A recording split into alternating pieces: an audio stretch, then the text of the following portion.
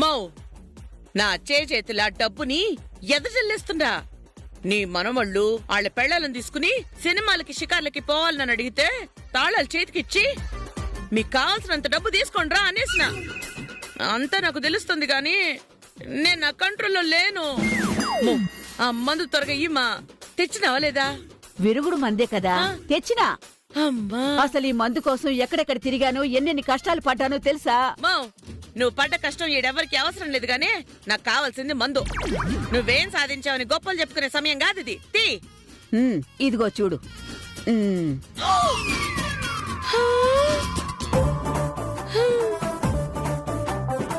తెచ్చిండావా? మో, ఎన్నాళ్ళు నా ఆత్మ నా దగ్గర లేనట్టు, పరాయి శరీరంలో ఉన్నట్టు ఎంత అల్లడిపోయిండనో తెలుసా? మందొకటి చెప్తుంది, బుర్రొకటి చెప్తుంది. ఇక నుంచి నా మనసు బుద్ధి అన్ని ఒకటే చెప్తాయి. ఈ మందు తీసుకుంటే ఆ మాంత్రికుడిచ్చిన మందుకి ఇరుగుడు వచ్చేస్తుంది కదా. నేను మునుపటి కనకల్లా మారిపోతాను కదా. నా డబ్బులు ఆస్తి అన్ని జాగ్రత్తగా చూసుకుంటాను కదా. పైసా ఖర్చు పెట్టకుండా ఉంటాను కదా. కరుకు నిదానం నిదానం నిదానం నిదానం. ఇట్ట ఊపిరి సలపకుండా మాట్లాడితే ఊపిరి ఆగిపోద్దే. ఉండు, నేను పోయి పాలు తీసుకొస్తాను. పాలలో కలిపి తాగుదు గాని నువ్వనుకున్నట్టే ముందు కనకల్లా మారిపోతావు. ఆ పిసినార్తనం వచ్చేస్తది. మళ్ళీ పాలెందుకో? పాలలో కలిపినావంటే మందు పలుచబడిపోద్ది. నేను ఇట్టాగే తాగేస్తా.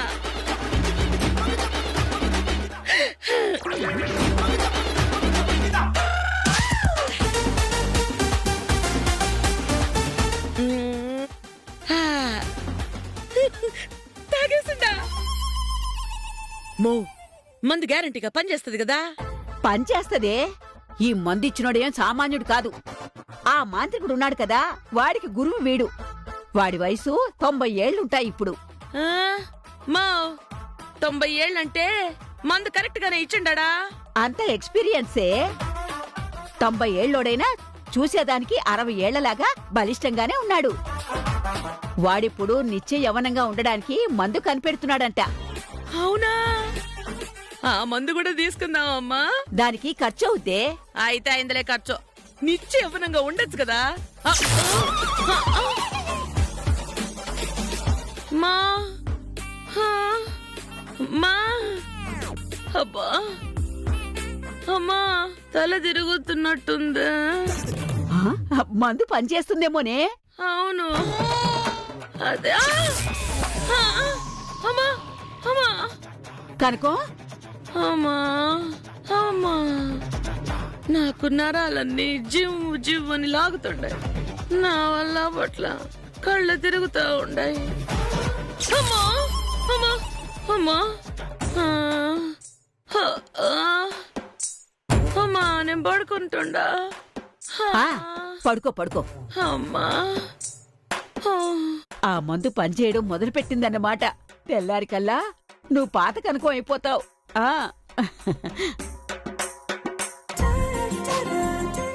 సినిమాకి వెళ్ళిన వాళ్ళు ఇంకా రాలేదేంటి? ఈ పాటికే వచ్చేసి ఉండాలే.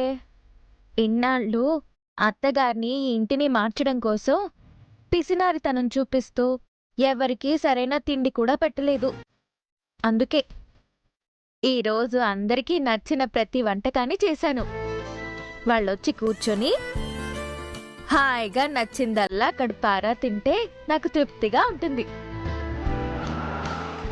అదిగో వచ్చేసారు.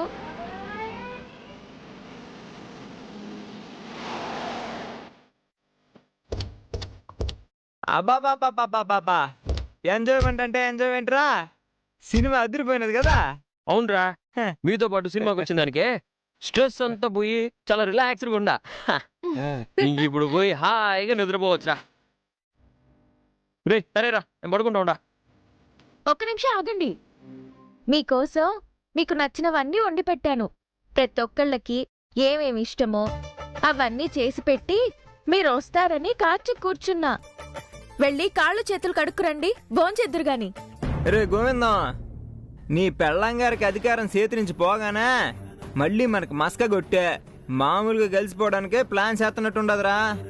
మనం సినిమాకి వెళ్ళి వచ్చే గ్యాప్ లో పక్కగా ప్లాన్ చేసుకున్నా ఎట్టాంటోడికైనా నోటికి రుచిగా ఉండి పెడతా నోరు మూసుకుని పడి ఉంటారనుకుంటాందిరా నీ పెళ్ళం.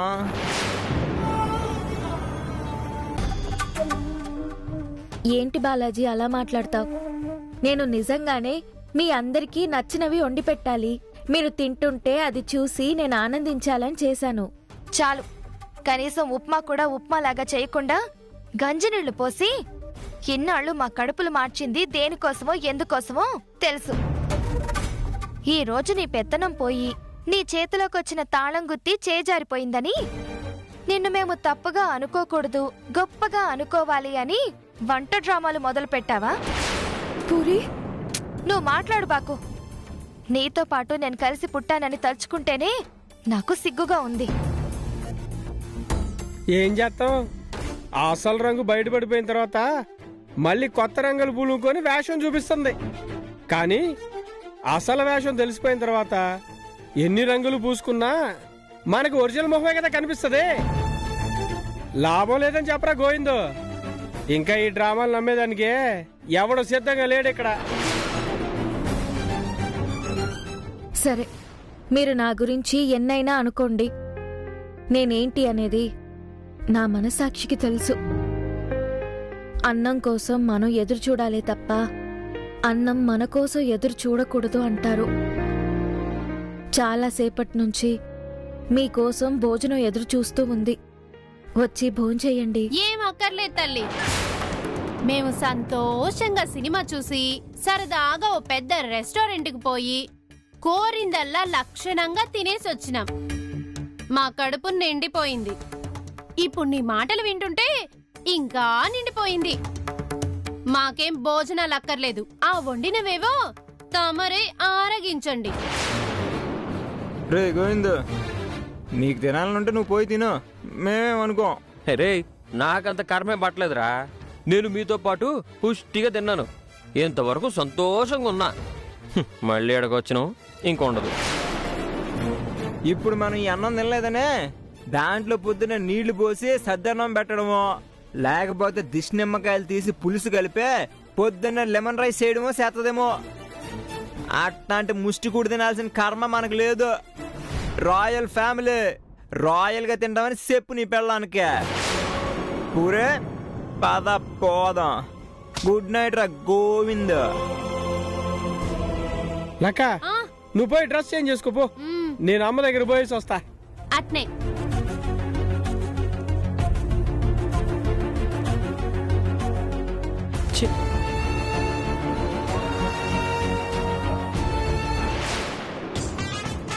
ఆ మందు తాగానే కరెంట్ షాక్ కొట్టినట్టు కొట్టింది. పడుకుని ఇంకా నిద్ర లేవలేదు, తిండి తిప్పలు కూడా లేవు.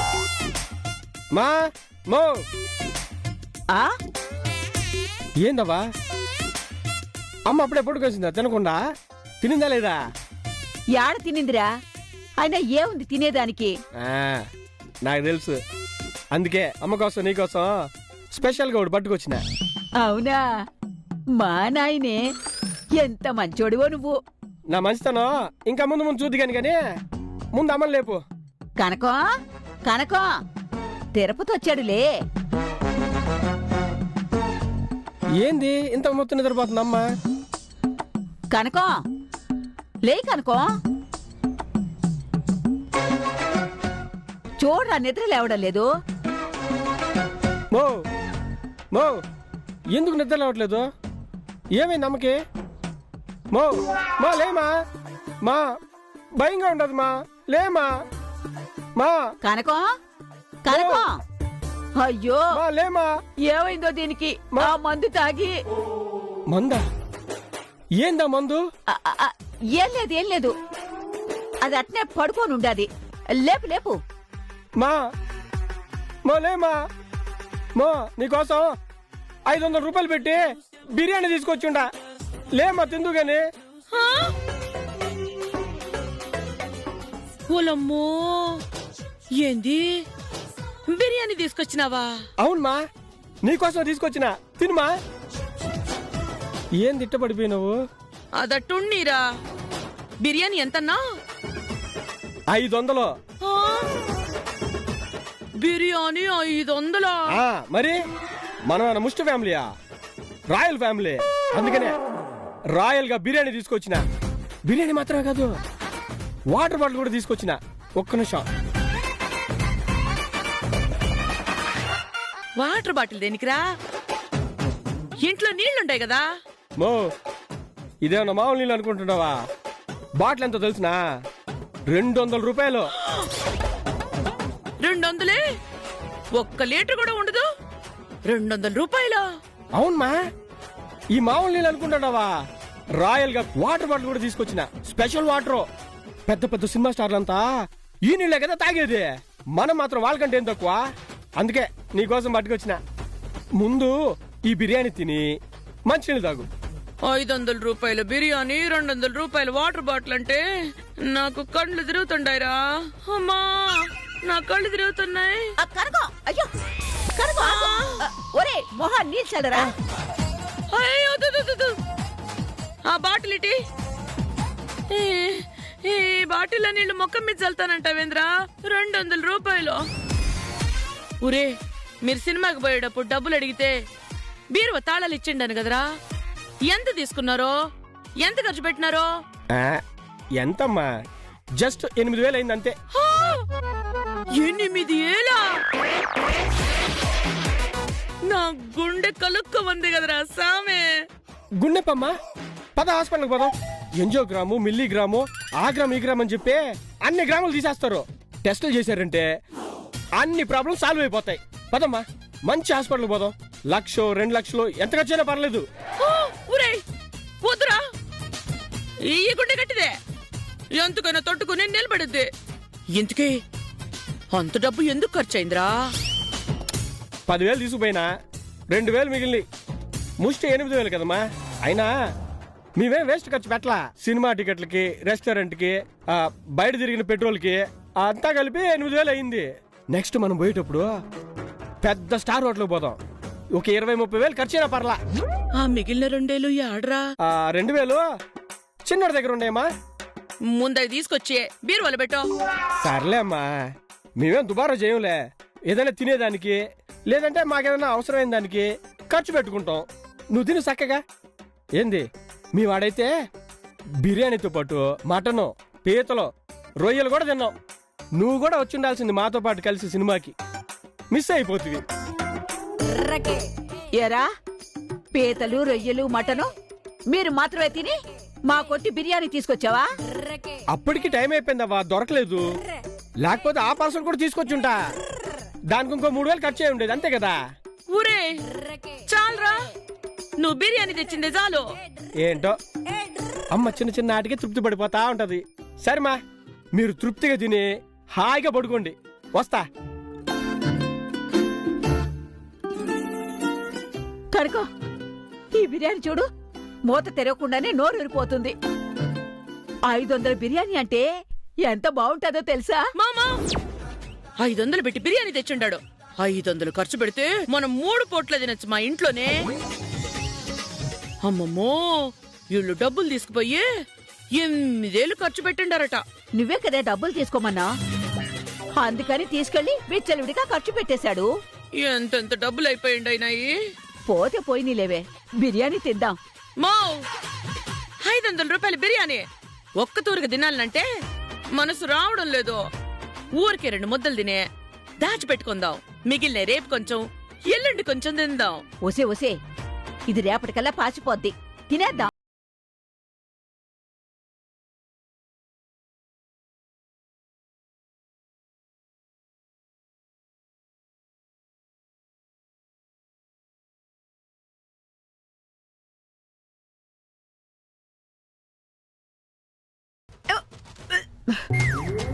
నీళ్ళు నీళ్ళు నీళ్ళు.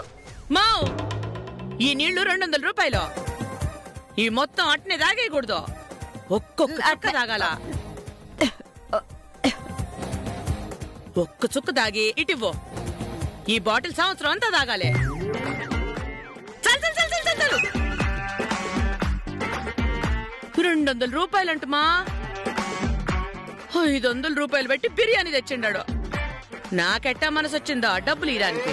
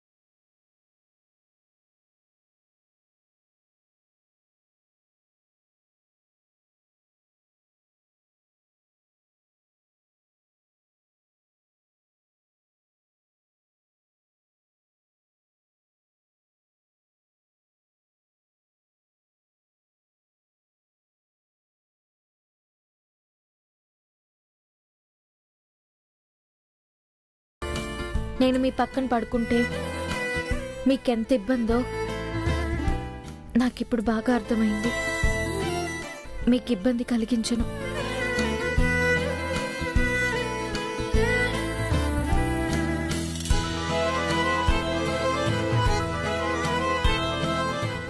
ఎక్కడికి? ఆగండి ప్లీజ్.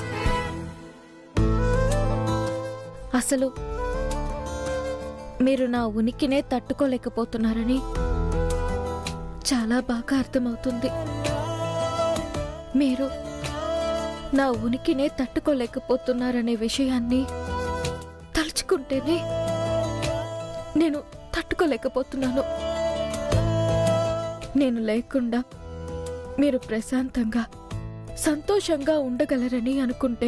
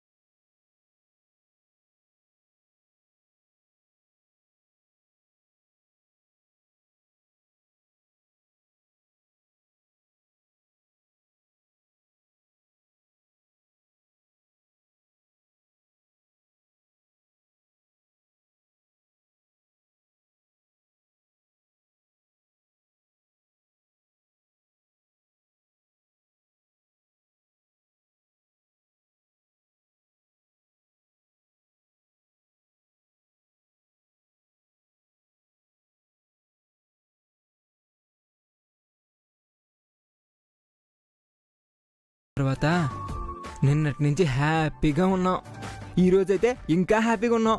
అవును, నేను ఇంటికి వచ్చిన తర్వాత మనం ఇంత సంతోషంగా ఉంటామని నేను కల్లో కూడా ఊహించలేదు. మరి నేను మాత్రం ఊహించానా ఏమే? పుట్టినప్పటి నుంచి ఇన్నేళ్లుగా ఇలాంటి సంతోషమైన క్షణాల కోసం ఎదురు చూస్తూ ఉన్నా.